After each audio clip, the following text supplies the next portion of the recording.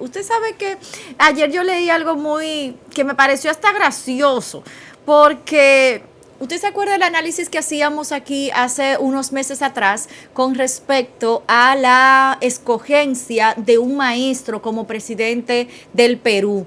Y justamente aquel maestro, Castillo, pues concitó, ¿verdad? Mucho favoritismo digamos que en la clase popular del Perú, y cómo la historia reciente, pues, era lo que daba el traste a que pudieran, digamos que escogerse y verse en el escenario político, pues, personas muy distintas al tradicional político de América Latina. Obviamente, quizás una izquierda que viene empujando muchas cosas, y lo que aconteció en los últimos periodos de gobierno en el Perú con respecto a la corrupción, y que hace unas semanas hablábamos de cómo Ollanta Humala, pues, habría llegado a los tribunales a propósito de que fuera ya empezado el juicio en su contra por los sobornos de Odebrecht, y que ya hace unos días pues veía su segunda aparición ante el juez. Pues vemos cómo nacen figuras como Pedro Castillo, un docente rural que hizo campaña con un lápiz en la mano. Pues en menos de un año pues ya vemos una segunda oportunidad en la que la oposición empieza a recoger firmas para la destitución de su posición como presidente. Estas figuras cantinflescas, si se quiere, con algunas repentistas, y que su tren de gobierno le ha sido muy difícil sostenerlo. Hay tres, ¿cómo se llama? Tren gubernamental que le han renunciado de pleno. El vicepresidente escogido obviamente en su boleta, pero educación le renunció. Cualquier cantidad de líderes en su entorno pues lo ha dejado solo, y ya el día de ayer pues vemos como una vez más lo llevan recogiendo firma en la parte legislativa, y teniendo la necesidad de que requieran 52 votos para que pueda pasar la moción. Ya llevan 40. O sea que posiblemente pues estuviéramos viendo en el Perú en una nueva crisis, luego de que se necesitara muy poquito para que esta propuesta de los partidos opositores, de la oposición en el Perú, pues lleve a Castillo a una especie de referéndum, ¿no?, en el que tengan que hacerlo saltar de la silla presidencial. Y no es la primera vez. En el pasado mes de noviembre veíamos lo mismo, se salvó por un pelito, faltaron cerca de 5 votos.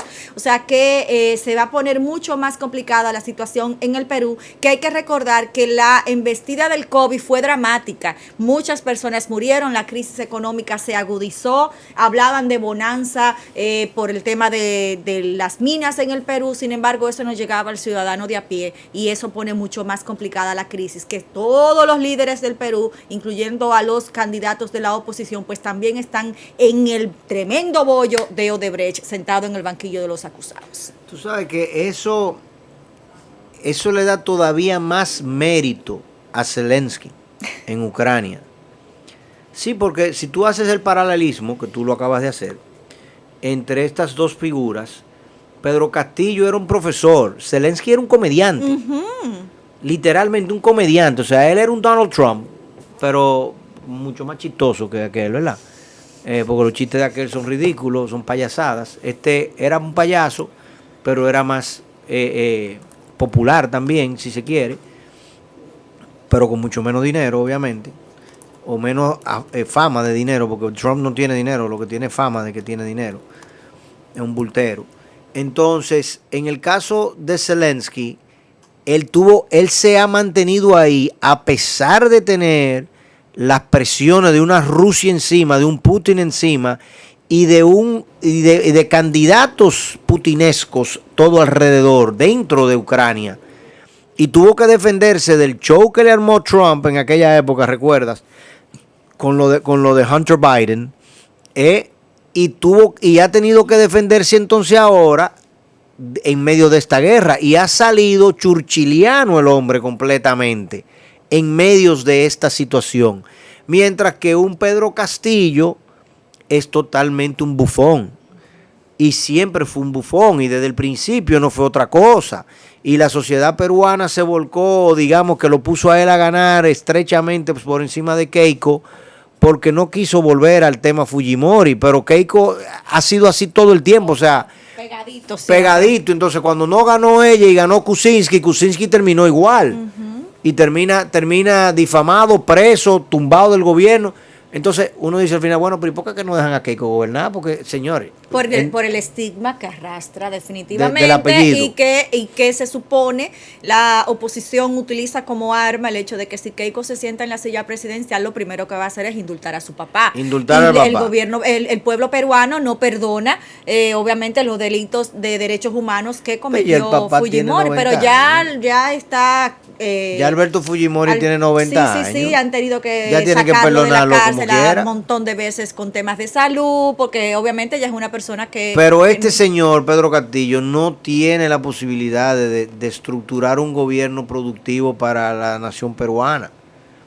Una nación extraordinaria. Sí. ¿Entiendes? Entonces, eso, mientras se viva en democracia y si se sostiene el régimen democrático,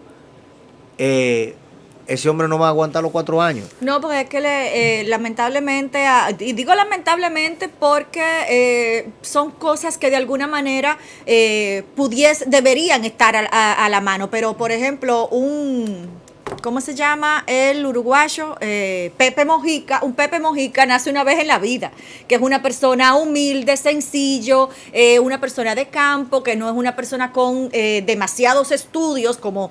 Vuelvo al punto, como el político tradicional que de alguna manera se define como exitoso. Sin embargo, vemos a una persona sabia en su proceder, con discernimiento, con sentido común, y es de alguna manera lo que hemos visto como deficiencia en la figura de Pedro Castillo, que desde el momento en el que se subía a un podio, tomaba un micrófono a arengar a las masas, pues obviamente se le veían sus debilidades estructurales. La gente lo tenía porque se identificaba con la figura, porque era una persona del pueblo, pero le falta una carrera, un bagaje para poder tomar decisiones de una nación que sean trascendentales y mucho más en medio de una crisis. No, ese genio uruguayo es otra cosa.